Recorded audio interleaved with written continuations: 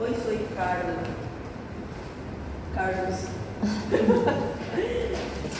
Bueno, en la parte de endocrinología, esta parte es sumamente importante porque su función va a ser coordinar lo que serían las funciones corporales, las funciones de la parte corporal, y también porque va a estar realizando lo que serían el mensaje químico. Para que mi paciente pueda estar creciendo, necesita de la liberación de las hormonas de crecimiento. Entonces, si mi paciente tiene afectación de esas hipófisis, de esas glándulas, el paciente va a estar sufriendo, por ejemplo, de enanismo. No va a crecer porque no va a estar secretándose lo que serían las hormonas de crecimiento. Ese sería uno de los tantos ejemplos que tenemos acá en la parte de endocrinología. Y vemos que, como les dije, va a tener varias actividades, tanto en la parte celular como también en los tejidos, y va a realizar como si fuera una comunicación, así como sucede, por ejemplo, en la parte del sistema nervioso, para que se pase esa sinapsis, para que se pase toda la información de la parte periférica hasta la parte central. Entonces yo necesito de lo que sería la liberación de neurotransmisores. Esos neurotransmisores son los responsables de pasar información de una neurona a otra neurona hasta que llegue a su punto final, digamos así, a su lugar final de llevar la información. Vemos que en la parte endocrina, vemos que cuando hablamos de endocrinología nos vamos a estar refiriendo a todo lo que sería a la liberación de ciertas hormonas a partir de las glándulas. Va directamente esa hormona hacia la parte sanguínea. Por ejemplo, yo me senté, almorcé, comí bastante. En esa hora se avisa al páncreas, trabaja lo que es el hígado y el páncreas, y se empieza a liberar lo que sería la insulina. Esa insulina va a estar reservándose o va a estar produciéndose en lo que sería la parte de las células betas del páncreas. Entonces, una vez que aumenta mi glucosa, entonces empieza a liberarse lo que es la insulina. Para que mi paciente no sufra de una hiperglicemia. Entonces, para que haga siempre un equilibrio entre la glucosa sanguínea y la insulina de nuestro organismo. Entonces, cuando hablamos de la insulina, la misma cosa pasa. Llegó 2 horas de la tarde, yo no comí nada todavía el día de hoy. ¿Cómo yo estoy funcionando todavía? Porque mi organismo empieza a utilizar ese depósito de glucosa que tengo en mi organismo. Entonces, todos los tejidos necesitan de energía para estar funcionando. Entonces, en esos casos se empiezan a realizar una liberación de glucosa que tengo en el organismo para que yo consiga estar todavía de pie acá explicándole la clase a ustedes. Entonces, esas hormonas van a estar siendo producidas, por ejemplo, en el páncreas, y una vez que el organismo necesite, se va a estar liberando hacia la parte del torrente sanguíneo. Entonces, vemos que la parte endocrina es prácticamente, como le dije, liberación en la sangre de ciertas hormonas a través de ciertas glándulas, como por ejemplo, el páncreas libera insulina, glucagón. La parte de la tiroides va a estar liberando lo que serían las hormonas tiroideas. Todas esas hormonas pasan a la sangre. Entonces, si mi paciente llega, yo estoy pensando, bueno, probablemente este paciente va a tener un aumento o disminución de lo que serían las hormonas tiroideas. ¿Cómo yo voy a saber de eso? A través de la dosaje. Entonces, yo voy a estar verificando la sangre del paciente porque ahí es donde yo encuentro estas hormonas. Y vemos que la parte de otro que va a estar ayudando en la coordinación en el pasaje de información en la parte del organismo va a ser la parte neuroendocrina. Vemos que las células neuronales van a estar produciendo también unas hormonas que van a estar liberando al momento, como por ejemplo, cómo se libera así también los neurotransmisores. Cuando hablamos de neuroendocrino, es prácticamente la función de la parte del neurotransmisor que va a contener una parte proteica que va a estar teniendo una función de sistema, la parte endocrina, por eso la función de neuroendocrino va a estar trabajando especialmente en la parte del sistema nervioso, va a estar siendo liberada a través de lo que sería la parte de las neuronas. Después tenemos el sistema parácrino. Este sistema parácrino entonces va a estar liberando lo que serían las sustancias para que funcione bien la parte del líquido extracelular. Entonces, todo lo que ellos van a estar produciendo liberan hacia la parte extracelular para que algunas células vecinas puedan estar, si hay un desequilibrio, entonces para que se equilibren nuevamente. Entonces, el parácrino ayuda al vecino, todo lo que produce va a estar pasando hacia la parte extracelular para que otras células vecinas puedan estar trabajando y para que no haya ese desequilibrio entre las células. Después tenemos lo que sería la parte autócrino. Ese sistema autócrino es el responsable de producir su propia sustancia, va a estar liberando sustancias que va a estar afectando su propio desempeño. Entonces, es esa parte, el autócrino va a ser el autónomo, el que produce su propio alimento. Va a ser el egoísta que solo piensa en sí, digamos así. Todo lo que yo produzco no importa. Se tiver bastante, é só para mim, é só para eu usar. Eu não vou emprestar a parte vizinha nem para outro órgano, é só para mí. Y vemos que dentro de estas hormonas, ellas van a estar viajando a través del sistema circulatorio, como les dije. Entonces, todas las veces que un paciente tiene glicemia muy alta o después de las comidas, esa glicemia va a pasar a la corriente sanguínea y así también pasa a informarle, por ejemplo, al páncreas que hay aumento de glicemia. Para que disminuya esa glicemia, entonces se va a estar liberando la insulina. Una vez que esa insulina, ¿qué es lo que va a hacer esa insulina? La insulina va a ser el que hace lo siguiente. La insulina sale del páncreas y va a estar abriendo las puertas para que la insulina entre a las células.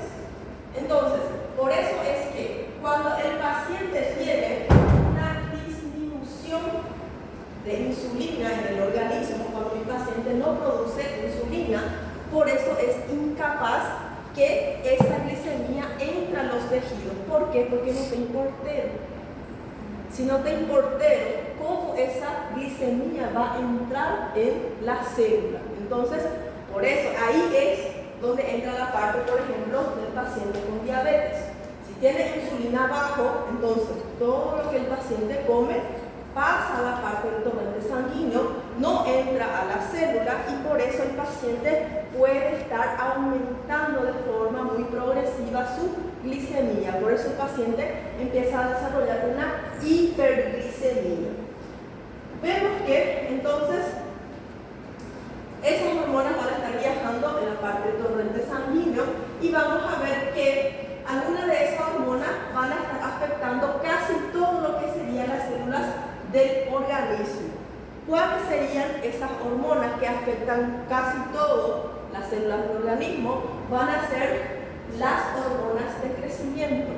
Porque esa hormona de crecimiento, imaginen solo, si la hormona de crecimiento se libera y solo actúa en una célula específica. Solo actúa, por ejemplo, a nivel de los huesos. Entonces el paciente va a tener huesos largos, mas y el restante, y la maduración de los órganos del paciente, y la parte de la sexualización también del paciente, ¿cómo va a quedar? Entonces, para todo eso, esa hormona de crecimiento actúa en varias células, porque tiene que madurar las vísceras, tiene que estar madurando la piel del paciente, tiene que estar madurando la parte del sistema nervioso del paciente y todo el organismo de ese paciente, todos los órganos del corazón, el vaso, todo eso tiene que ser madurado con esa hormona de crecimiento. Entonces, por eso esa hormona de crecimiento actúa a nivel total de nuestro organismo. Y vemos que, por ejemplo, en la tiroides nosotros vamos a tener, la tiroidea, nosotros tenemos las hormonas tiroideas. Por ejemplo, la tiroxina, que va a ser una de esas hormonas. Esa tiroxina va a estar aumentando la velocidad de reacciones químicas. Si mi paciente tiene una disminución de esa tiroxina, ¿qué va a suceder? Todo el organismo de ese paciente va a lentificarse. Entonces, todo lo que es la parte del buen funcionamiento va enlenteciéndose hasta que empieza a aparecer el cuadro clínico en mi paciente. Después vemos que otras reacciones, por ejemplo, que van a estar sucediendo dentro del organismo, van a estar determinando por los tejidos, que, por ejemplo, toda esa hormona que llega al tejido, el tejido sabe lo que tiene que hacer con ella, por eso se conoce como tejidos efectores. Llegan ella y el tejido empieza a realizar su efecto, digamos así, con esa porción de hormona que llega a su interior. Y vemos que, por ejemplo, los receptores para la hormona ACTH, que es la hormona corticotrófica, entonces vemos que va a estar trabajando específicamente de sus receptores específicos en la parte de la corteza suprarrenal. Entonces vemos que, por ejemplo, la hormona de crecimiento actúa en todas las células, en todos los tejidos, pero esta ACTH va a estar estimulando especialmente lo que es la corteza suprarrenal, para que esa corteza haga su trabajo. Por ejemplo, si mi paciente necesita aumentar la presión, entonces esta ACTH, esta hormona, va a viajar a partir del sistema nervioso hacia la parte de la glándula suprarrenal para que esa glándula suprarrenal pueda estar liberando más cortisol, por ejemplo, más hormonas para que aumente la presión de mi paciente. Después tenemos también esa secreción. Cuando hablamos de la parte suprarrenal, no podemos olvidarnos también de otras hormonas, como por ejemplo las hormonas que van a estar actuando en el ovario de las pacientes femeninas, que esas hormonas que actúan en la parte del ovario van a estar madurando los folículos y también van a estar, son responsables de dar los caracteres sexuales en las mujeres. Por ejemplo, va a estar ayudando a la maduración de esos ovocitos. También ayuda en la formación de algunas características propias de las mujeres. Por ejemplo, afina la parte de la cintura, empieza lo que es el brote mamario, empieza lo que es la aparición de los pezones, los pechos de las mujeres, y empieza también el crecimiento de los pelos corporales. Si esto no funciona de forma adecuada, entonces podemos ver que las mujeres pueden presentar vellos corporales en otros lados del organismo o fuera del patrón que debe ser seguido. Puede haber afectación también en la menstruación de la mujer. La niña ya tiene, la paciente ya tiene 18 años y nunca tuvo su menstruación. Entonces, en esos casos, primeramente tenemos que realizarle toda esa parte de dosaje de dicha hormona. Tenemos que ver también si la paciente no tiene ningún tipo de tumores, por ejemplo, la hipófisis que está evitando que esa hormona pueda estar siendo secretada. Vemos que en la parte tanto femenino como masculino, la parte de la testosterona testosterona y todo más, va a estar ayudando tanto en la maduración de los espermatozoides como también en la parte de la pubertad, en las características físicas de los pacientes masculinos. Por ejemplo, para que salga la barba, para que empiece a salir el pelo de la parte de los pechos de los pacientes masculinos y también la distribución de esos pelos en la parte pubiana. Y todo esto va a estar dado, la voz también, que tiene que ser un poco más gruesa y todo más, o sea, más gruesa y todo más. Entonces, todo eso depende de estas hormonas. Si mi paciente, por ejemplo, tiene un tumor en esa glándula, en esa parte de la hipófisis, entonces dichas características a veces no aparecen a tiempo. Mas na hora que vocês vão chegar no paciente, e o paciente já tem 25 anos e tem só algunas cuantos pelitos, van a decir ya, tiene tumor, tiene tumor. Depende mucho de la parte de herencia y todo más también. Acá podemos ver, por ejemplo, tenemos lo que sería la glándula pituitaria, vamos a estar teniendo también la glándula pineal y la hipófisis, el hipotálamo, perdón. Todos ellos van a estar trabajando desde el sistema nervioso, viendo qué es lo que falta en el organismo. Si en la sangre tiene poca hormona, entonces ellos son los que van a estar avisando a esas glándulas para que esas glándulas, por ejemplo, puedan estar liberando dicha hormona que falta en el organismo. Acá tenemos, por ejemplo, lo que sería la tiroides y acá las paratiroides. Tenemos lo que es el páncreas y también las glándulas suprarrenales. Todas ellas van a estar trabajando, digamos, hasta para la hora de la menstruación. Entonces, toda esta parte del sistema nervioso es el que va a estar llevando lo que sería la información hasta los ovarios para que los ovarios empiecen lo que sería la menstruación de la mujer. Y si no llegó la menstruación, llegó la información, opa, tem bebé aquí.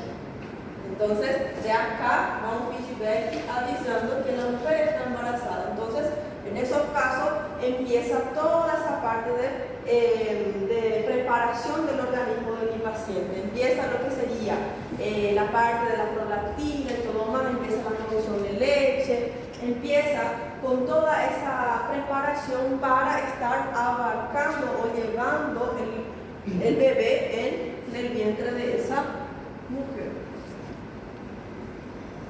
En estas partes del sistema hormonales vemos entonces que van a estar interviniendo casi completamente todas las funciones, tanto la parte metabólica, por ejemplo, como les dije, cuando mi paciente come mucha glucosa, entonces se va a liberar lo que es la insulina. Entonces podemos decir que la parte de endocrinología va a tener una función en la parte metabólica, en la parte del crecimiento, porque la hormona de crecimiento se libera para que el paciente desarrolle todos sus órganos y va creciendo.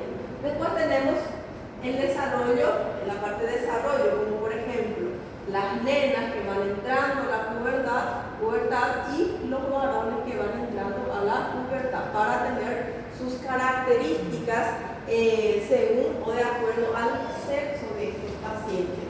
También podemos ver que va a estar ayudando en el equilibrio hidroelectrolítico.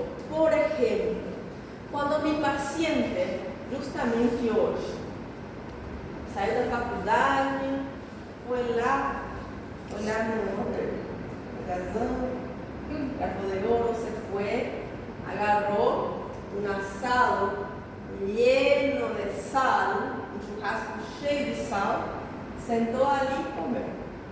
Estava cheio de sal.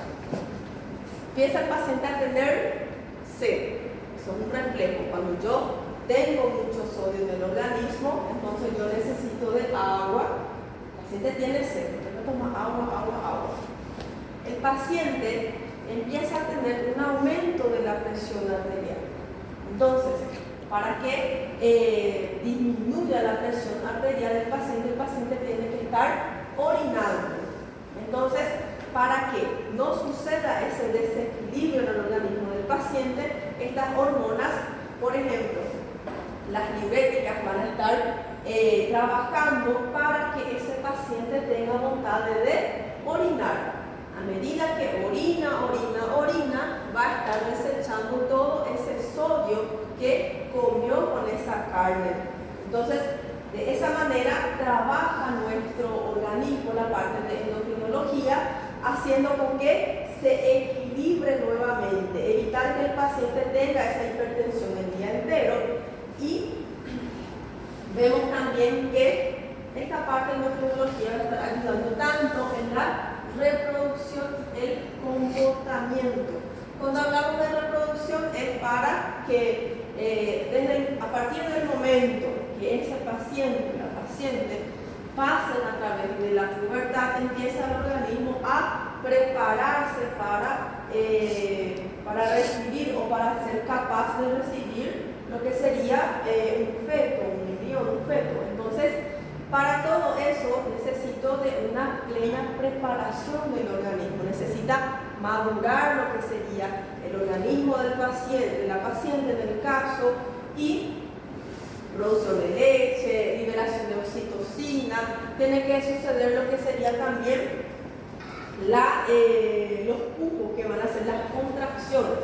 Esas contracciones todas son dadas también por la parte de endocrinología a través de estas hormonas que van a estar ayudando para que esta paciente pueda dar a luz.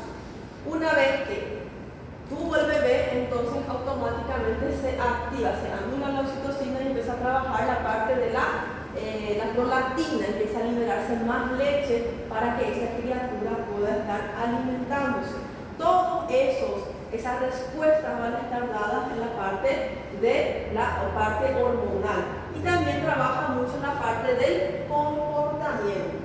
Pero ahí también no es que el paciente es esquizofrénico, porque debe disminución de hormonas que sucedió eso. Ahí, por ejemplo, entra la parte de psiquiatría también.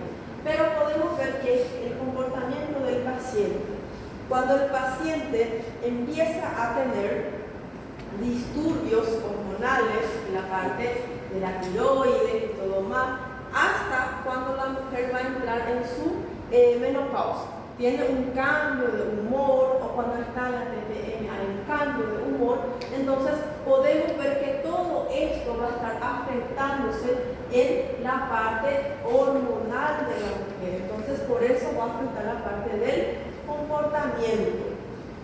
Después tenemos algunos ejemplos, te algunos, pero acá tenemos más. Por ejemplo, las personas sin hormonas de crecimiento.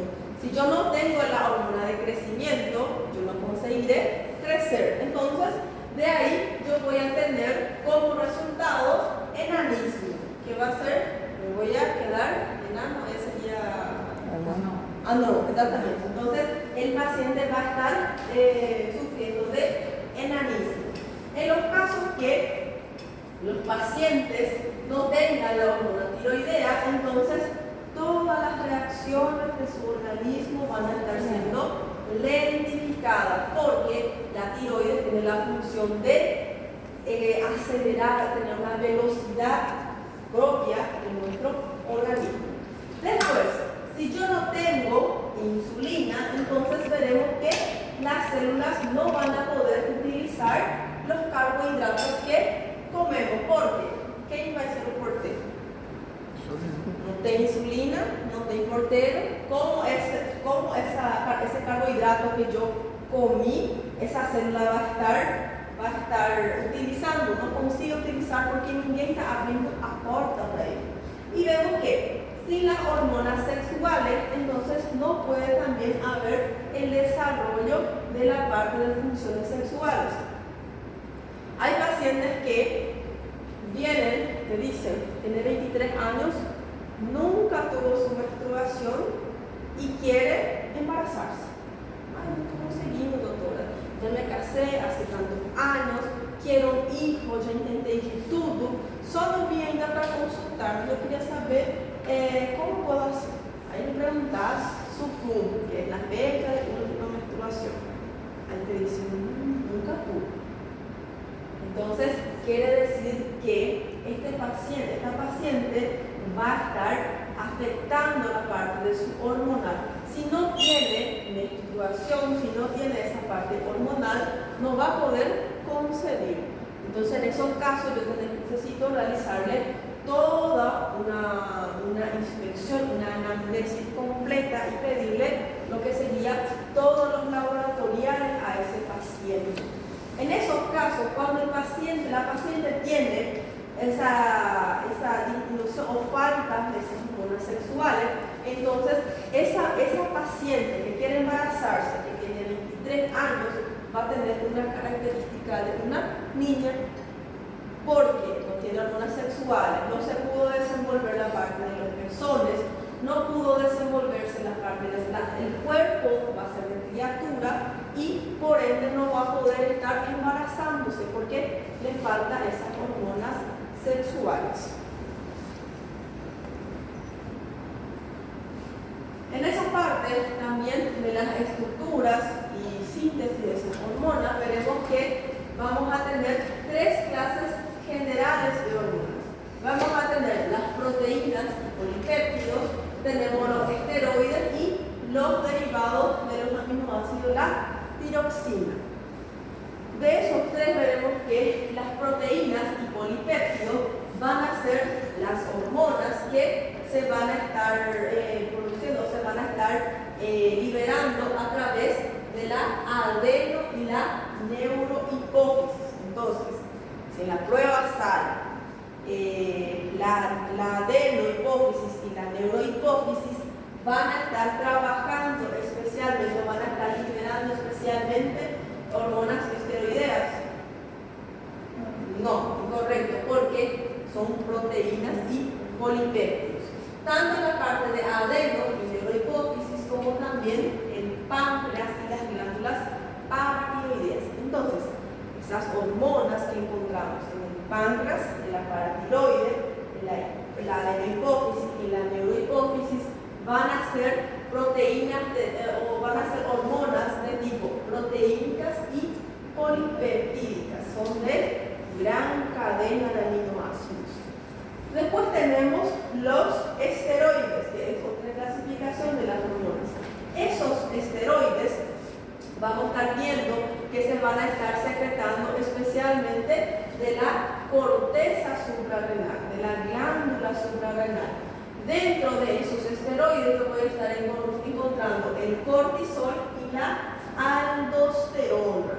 También tengo en la parte, estos esteroides se van a estar secretando también tanto en la parte de los ovarios, la placenta, y en la placenta y en el ovario voy a tener de tipo estrógeno, progesterona, y en los testículos voy a estar encontrando también la testosterona. Todos estos son esteroides. Entonces, cuando hablamos de esteroides, hablamos de glándula suprarrenal, especialmente la corteza suprarrenal, que es el encargado de estar secretando este tipo de hormonas.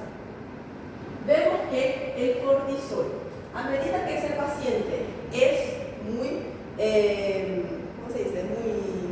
Muy estresado, está extremadamente estresado, veremos que ese cortisol está muy aumentado en esos pacientes. Como consecuencia, si el paciente tiene se secreta demasiado lo que es el cortisol de ese paciente, como característica del paciente podemos ver que también ese paciente empieza a subir de peso. Entonces, justamente se me ha pasado un argumento. Doutora, agora não faz todo sentido. Eu sou muito estressada e comecei a subir muito de peso. La aldosterona, y también tenemos lo que sería el estrógeno y la progesterona, que vamos a estar encontrando en el ovario y en la placenta. En los testículos encontramos testosterona. Después tenemos los derivados de los aminoácidos de tiroxina. Cuando hablamos de tiroxina, no estamos hablando especialmente de lo que sería la parte de la tiroides. Entonces, veremos que van a estar secretados por la tiroides, que va a ser el T3 y el T4. También en la parte de la médula suprarrenal, que va a estar secretando lo que es la adrenalina y la noradrenalina, que va a servir para disminución y también un aumento de lo que sería la presión en estos pacientes. Além de esos esteroides, vemos que en la parte suprarrenal también se va a estar secretando lo que sería la parte de los cortisoides, los corticosteroides, que sirven también como un antiinflamatorio normal o natural de nuestro organismo. Por eso es que justamente un paciente tuvo chikungunya. El tratamiento, dependiendo del día, de la evolución, del cuadro clínico del paciente, nosotros empezamos el tratamiento con paracetamol y codeína. Codeína es un corticosteroide. Entonces, ese paciente utiliza ese corticoide por 5 días y justamente su médico no le avisó que tiene que hacerse el desmame, porque yo estoy tomando mi corticosteroide y mi suprarrenal se relajó. Bueno, eu estou recebendo de fora, entonces yo estoy de bueno. Entonces, yo tomo mi corticosteroide 5 días enteros. Mi organismo ya prácticamente se vició con esos 5 días. ¿Qué yo tengo que hacer después de esos 5 días? Hacer el desmame, ir disminuyendo a dosagem. Você nunca pode tirar um corticosteroide do dia para a noite, porque después aparece lo que se conoce como efecto rebote. ¿Qué quiere decir efecto rebote? Si yo le quito al paciente ese corticosteroide 5 días, no le doy más, entonces empieza a aparecer de forma más severa el cuadro del paciente. La inflamación que el paciente tenía en las articulaciones es más intensa, el paciente empieza a tener un cuadro más grave, más severo. Entonces, por eso yo debo de hacerle un desmame a ese paciente. 10 minutitos. Sí. Para que no se cansen.